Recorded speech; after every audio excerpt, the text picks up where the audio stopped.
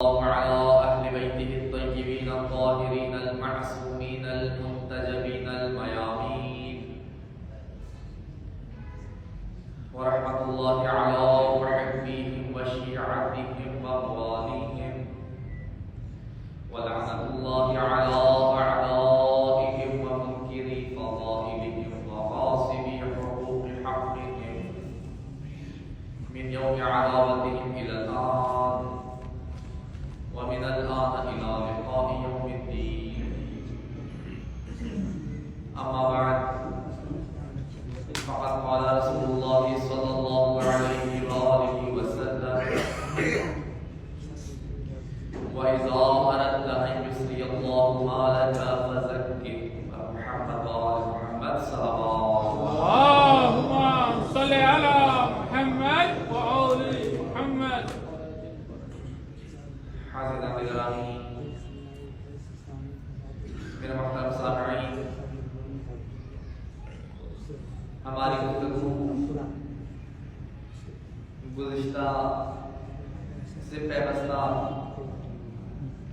کیونکہ ہماری گفتگو چل رہی تھی پیغمبر گرامی حضرت کی ایک روایت کے بارے میں، جس میں ایک شخص آ کر پیغمبر گرامی حضرت سے سوال کرتا ہے کہ یا رسول اللہ، میں اپنی دنیا بھی بہترین بنانا چاہتا ہوں اور میں اپنی آخرت بھی بہترین بنانا چاہتا ہوں. اب یہ میرا اپنا مفہوم ہے جو میں نے اس روایت سے نکالا. ویلا 6 چیزوں کی پیغمبر گرامی حضرت سے ضمانت مانگتا ہے کہ یا رسول اللہ، میں 6 چیزیں اپنی زندگی میں بہتر بنانا چاہتا ہوں. اور عرض کیا تھا یہ 6 چیزیں اگر انسان کی زندگی میں بہتر ہو جائیں، اچھی ہو جائیں، انسان کی دنیا بھی بہترین بن جاتی ہے اور آخرت بھی بہترین ہو جاتی ہے. اس میں سے 2 کے بارے میں ہماری گفتگو ہو چکی. پہلی چیز وہ پیغمبر گرامی حضرت سے عرض کرتا ہے یا رسول اللہ، میں چاہتا ہوں کہ میں خدا کا محبوب بن جاؤں، خدا مجھ سے محبت کرے. پیغمبر فرماتے ہیں اگر تو چاہتا ہے خدا تجھ سے محبت کرے، ایک کام کر، اپنے دل میں ذکر الہی کو بسا لے.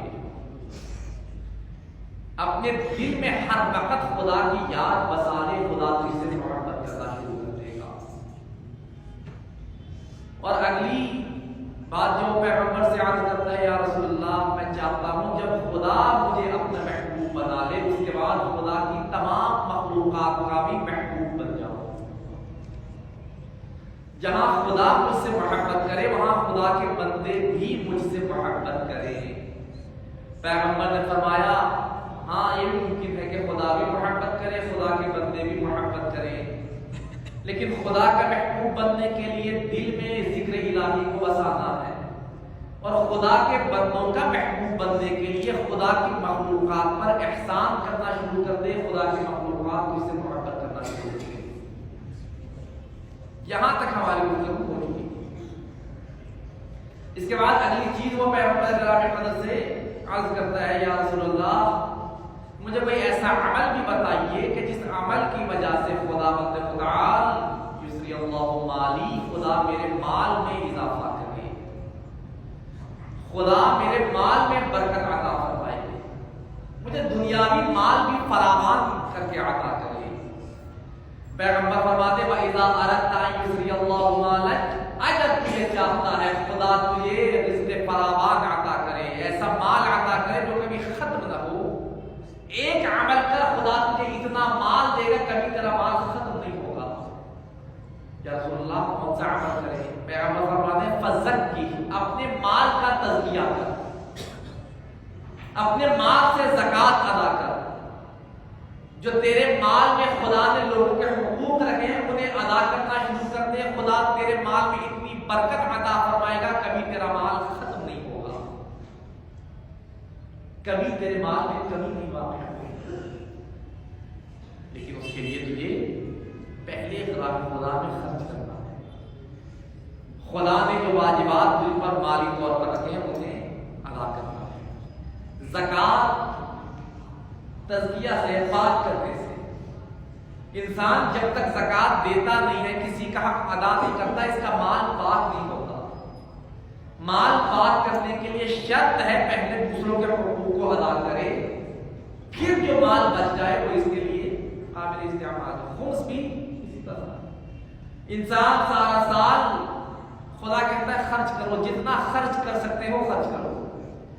کہیں خدا نے یہ نہیں کہا کہ گھر میں تنگی کے ساتھ خرچ کر کے خمس نکالو، اپنے بچوں کو بھوکا رکھ کر خمس نکالو، اپنے لیونگ سٹینڈرڈز کو تم خراب کر کے خمس نکالو، نہیں۔ فرماتا ہے جتنا تمہارے جیسا بندہ گزارا کرتا ہے تم بھی ویسا گزارا کرو۔ اگر تمہارے جیسا انسان معاشرے میں گاڑی رکھتا ہے، اسے ایک اچھا خاصا گھر ہونا چاہیے، تمہارے پاس بھی ہونا چاہیے۔ یوں تم نے اپنے آپ کو کمتر کر کے نہیں رکھنا۔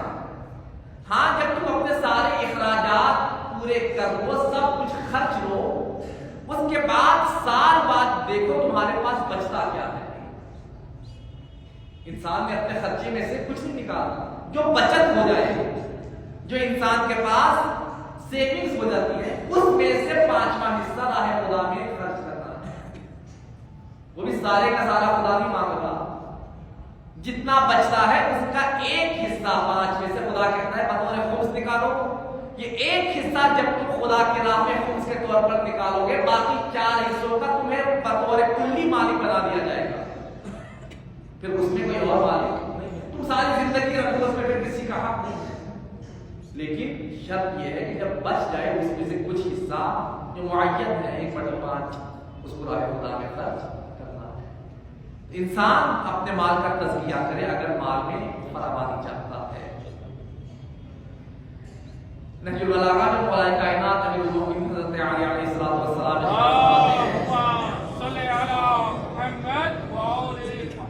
مولا فرماتے ہیں لکل شیء زکات، ہر چیز کے لیے زکات ہے۔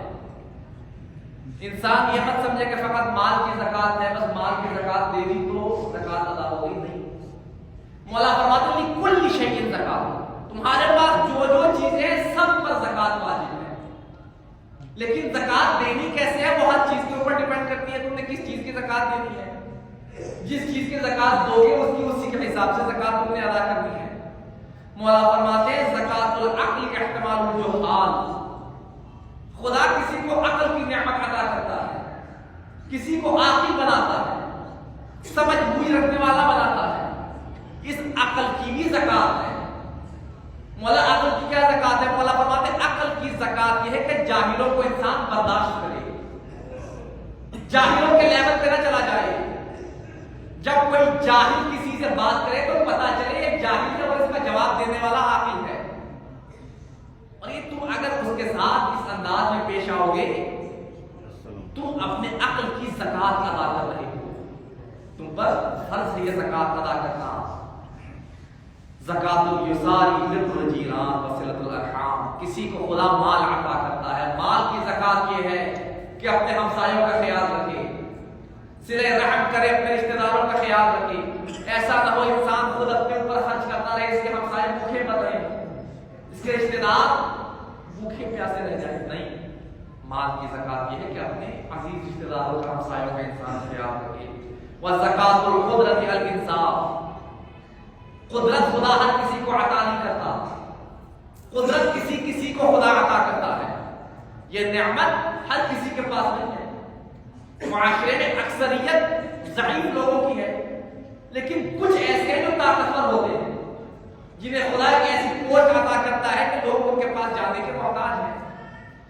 مولا فرماتے ہیں اگر خدا نے تمہیں قدرت عطا کی ہے، تمہیں طاقت عطا کی، اس کی بھی زکات ہے۔ اس کی زکات یہ ہے کہ جو بھی تمہارے پاس آئے اس کے ساتھ انصاف کرو، کبھی اس پر ظلم نہ کرو، اس طرح سے اپنی قدرت کی زکات عطا کرو۔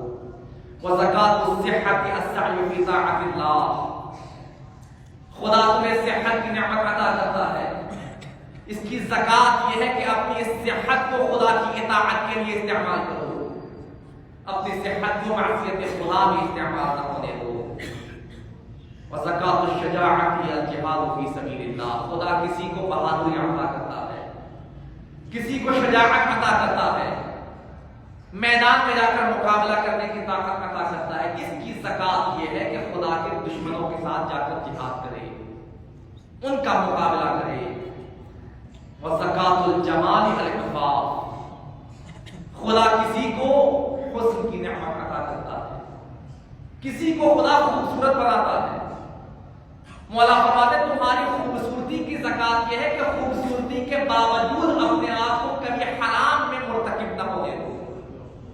پاک دامنی تمہارے پاس ہونی چاہیے، یہ تمہاری حسن کی زکات ہے۔ وزکات النعم اصطناع المعروف، خدا تمہیں اس کے علاوہ نعمتیں عطا کرتا ہے، ان کی زکات یہ ہے کہ ان کے ذریعے نیک کام جتنے زیادہ سے زیادہ ہو سکے بجا لاؤ۔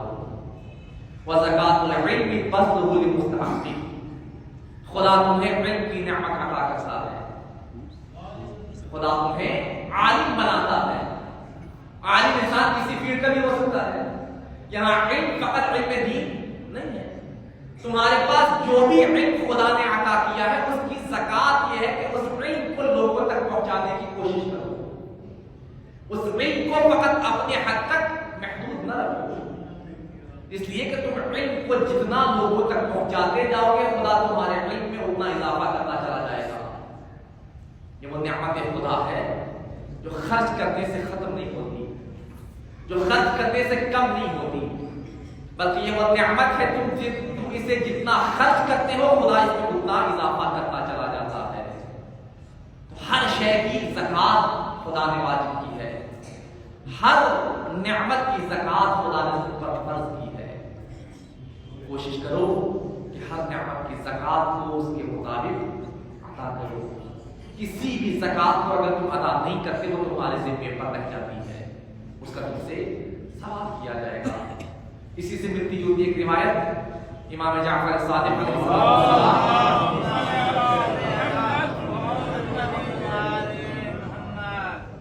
مولا فرماتے ہیں علی کل جزء من اجزائک زکات واجبۃ للہ، خدا نے تمہیں مختلف اجزاء عطا کیے ہیں۔ ہمارا بدن ایک جز نہیں ہے، مختلف اجزاء سے مل کر بنا ہوا ایک مرکب ہے۔ مولا فرماتے ہیں علی کل جزء من اجزائک زکات واجبۃ للہ، تمہارے جتنے بھی اجزاء کا مجموعہ تمہارے پاس موجود ہے ان میں سے ہر جز پر خدا نے زکات واجب کی ہے، ہر چیز کی زکات تم نے خدا کے لیے دینی ہے۔ بلکہ مولا مزید تاکید فرماتے ہیں بل علی کل شعرۃ، ہر جز تو بہت آگے کی بات ہے، مولا فرماتے ہیں تمہارے جتنے خدا نے بال عطا کیے ہر بال کی زکات ادا کرنا بھی واجب ہے۔ بل علی کل لحظۃ، بلکہ جتنے لمحے تم زندگی کے بسر کرتے ہو یہ نعمت خدا ہے۔ اگر اس کی حقیقت کو پہچانو، خدا کی طرف سے دی گئی طاقت کے بغیر تم ایک سانس نہ لینے پر قادر ہو، نہ لی ہوئی سانس کو باہر نکالنے پر قادر ہو، ان کی زکات تم پر واجب ہے۔ فزکات العین النظر بالعبرہ، مولا فرماتے تمہاری آنکھوں کی زکات یہ ہے کہ آنکھوں سے جب دیکھو تو اس لیے دیکھو کہ آنکھوں سے دیکھ کر خدا کو یاد کرو، عبرت حاصل کرو کہ خدا نے مجھے کیا کچھ عطا کیا ہے، اور اگر کسی کے پاس نہیں ہے تو خدا نے مجھے اس جیسا نہیں بنایا۔ آنکھوں کو اس لیے استعمال کیا کرو، والغض عن الشہوات، اور اپنی آنکھوں کو حرام سے شہوات سے بچا کر رکھنا آنکھوں کی زکات ہے۔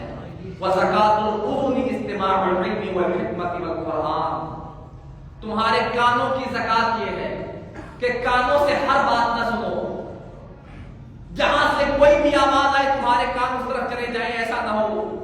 تمہارے کانوں کی زکات یہ ہے کہ جب اپنے کانوں کو سننے کے لیے استعمال کرو اس سے یا علم کی بات سنو، یا دین کی بات سنو، یا قرآن کی تلاوت سنو، اس کے علاوہ اسے کہیں استعمال نہ ہونے دو۔ وزکات اللسان ان تصع للمسلمین، تمہیں خدا نے بولنے کی طاقت عطا کی ہے، تمہارے اس بولنے کی طاقت کی زکات یہ ہے کہ مسلمانوں کو نصیحت کرنے کے لیے اپنی زبان کو استعمال کرو، اپنی زبان کو کسی کو اذیت دینے کے لیے استعمال نہ کرو، اپنی زبان کسی کے خلاف استعمال نہ ہونے دو، بلکہ اس سے کسی کی حمایت کرنے کے لیے اپنی زبان کو استعمال کرو. وَزَكَاةُ الْيَدِ الْبَذْلُ وَالْعَطَاءُ وَالسَّخَاءُ بِمَا أَنْعَمَ اللَّهُ عَلَيْكَ بِهِ. تمہیں خدا نے ہاتھ عطا کیے ہیں، تمہارے ہاتھوں کی زکات یہ ہے کہ اپنے ہاتھوں کو استعمال کرو تاکہ ان ہاتھوں سے کسی مظلوم کی مدد کر سکو. خدا نے جو نعمتیں عطا کی ہیں اپنے ان ہاتھوں سے وہ نعمتیں ان تک پہنچاؤ جن تک خدا نے وہ نعمتیں نہیں پہنچائی. ان ہاتھوں کو وسیلہ بناؤ کہ تمہارے ہاتھوں کے ذریعے خدا کی نعمتیں دوسروں تک پہنچیں. وَالزَّكَاةُ الرِّجْلِ السَّعْيُ فِي حُقُوقِ اللَّهِ تَعَالَى. خدا نے تمہیں چلنے کی طاقت عطا کی ہے، تمہیں پیر عطا کیے ہیں. ان کی کم از کم زکات یہ ہے کہ اپنے چلنے کی طاقت کو استعمال کرو تاکہ جا کر خدا کے نیک بندوں کی زیارت کر سکو. کوئی بیمار ہے جا کے بیمار کی احوال پرسی کر سکو. کوئی مومن دنیا سے چلا گیا ہے اس کی تشییع جنازہ میں شرکت کر سکو. یہ تمہارے چلنے پھرنے کی زکات ہے. اگر تم اپنے چلنے پھرنے میں خیال نہیں کرتے کہ تمہارے پیر تمہیں کہاں لے کر جا رہے ہیں، تم ان کے ذریعے اس محفل میں جا رہے ہو جو محفل تمہیں خدا کے قریب کر رہی ہے یا خدا سے دور کر رہی ہے، اس کا تمہیں کوئی فرق نہ ہو تو تم خدا کی نعمت کو صحیح معنی میں استعمال نہیں کر رہے. اس لیے تمہارے بدن کے ہر جزو پر خدا نے زکات واجب کی ہے. کوشش کرو کہ یہ زکات ادا کر کے اس دنیا سے جاؤ. جس طرح انسان مال کی زکات جب تک ادا نہیں کرتا انسان کے ذمے پر باقی رہتی ہے، اسی طرح اگر تم ان نعمتوں کی زکات ادا نہیں کرتے جب تک ادا نہیں کرو گے تمہارے ذمے پر یہ زکات بھی باقی رہے گی. یہ ہے تو انسان کے بدن کے اجزاء کی زکات، انسان کو دی جانے والی تمام نعمتوں کی زکات. جہاں پیغمبر فرما رہے ہیں اگر تو چاہتا ہے کہ خدا تیرے مال میں اضافہ کرے تو تم مال کی زکات دے. اگر مال کی زکات دینے سے خدا مال میں اضافہ کرتا ہے، یہ جتنی نعمتیں ہیں جن کی زکات معصوم بیان فرما رہے ہیں، یہ نعمتیں بھی ایک جگہ پر آ کے یہاں فل سٹاپ کہیں پر بھی نہیں لگتا. یہ تمام طاقتیں تمام نعمتیں خدا ان میں اضافہ بھی کرتا چلا جاتا ہے. وہ اضافہ تب ہوتا ہے جب انسان ان کی بھی زکات کو ادا کرتا ہے. خدا ہر نعمت میں اس کے حساب سے اضافہ کرتا چلا جاتا ہے. خدا ہر نعمت کو اس سے مزید عطا کرتا چلا جاتا ہے. امام علی رضا علیہ السلام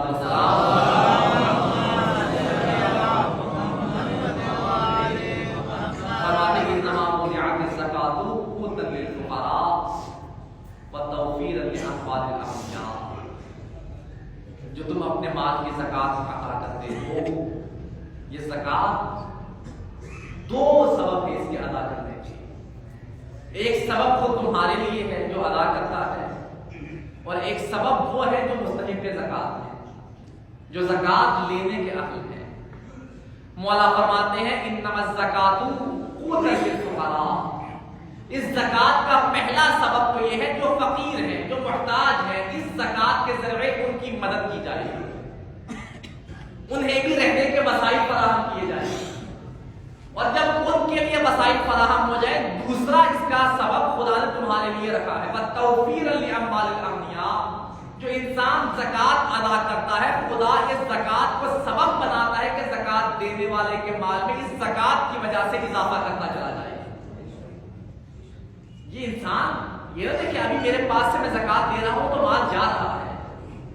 کئی دفعہ عرض کر چکا ہوں یہ ظاہراً جانا ہمیں وقتی طور پر اچھا نہیں لگتا کہ میرے ہاتھوں سے میرا مال چلا جائے، لیکن جب خدا کے مال مجھے واپس پلٹاتا ہے تب انسان تعجب کرتا ہے کہ میں جس مال کے جانے کو اپنے لیے نقصان کا باعث سمجھ رہا تھا، آج جب خدا نے واپس پلٹایا تو اتنی برکت کے ساتھ واپس پلٹایا ہے. پھر انسان یہ چاہتا ہے کہ کاش میں اس سے بھی زیادہ راہ خدا میں خرچ کرتا، خدا اسے بھی کئی گنا اضافہ کر کے مجھے واپس پلٹا دیتا. خدا بند متعال سے دعا ہے ہمیں اپنے اموال سے جن جن کا حق خدا نے ہمارے اموال میں رکھا ہے، واجبات ہیں، اس کے علاوہ ہمسایوں کے حقوق ہیں، رشتہ داروں کے حقوق ہیں، خدا محمد و آل محمد کے صدقے میں ہمیں تمام حقوق کو ادا کرنے کی توفیق عطا فرمائے. تعلیمات محمد و آل محمد